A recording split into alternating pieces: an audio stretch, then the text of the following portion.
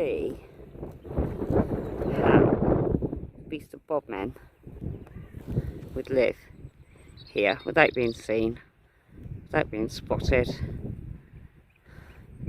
Miles and miles of woodland that back onto 1,000 acres of